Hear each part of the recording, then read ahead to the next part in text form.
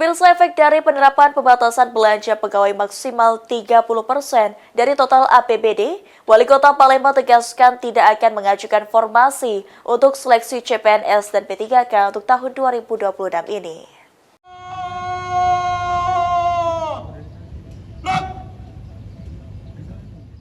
Menanggapi adanya kebijakan pemerintah daerah diwajibkan membatasi porsi belanja pegawai maksimal 30% dari total APBD sesuai Undang-Undang HKPD. Wali Kota Palembang Ratu Dewa menegaskan mengambil beberapa langkah lantaran saat ini belanja pegawai di lingkungan pemerintah Kota Palembang di sekitaran angka 39% atau lebih tinggi dari ketentuan. Beberapa langkahnya adalah dengan meningkatkan PAD dan meminta BKPSDM untuk melakukan moratorium bagi para PNS untuk memaksimalkan pegawai yang ada.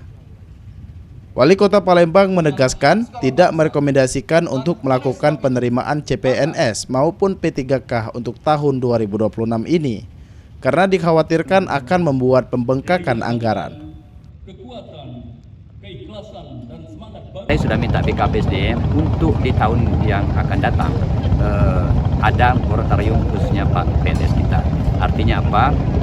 Saya tidak merekomendasikan untuk diadakan penerimaan CPNS dulu, karena kita juga akan memikirkan ini. Kalau kita ada penerimaan lagi, maka anggaran juga akan membengkak. Tetapi kita ingin memaksimalkan para pegawai yang ada, ASN, baik PNS maupun P3K yang ada. Ini dulu kita maksimalkan, sehingga ke depan ini kita insya Allah Palembang tidak akan menawarkan, tidak memberikan informasi untuk pengangkatan CPNS atau penerimaan CPNS di tahun 2026. Sandi Pratama, PAL TV.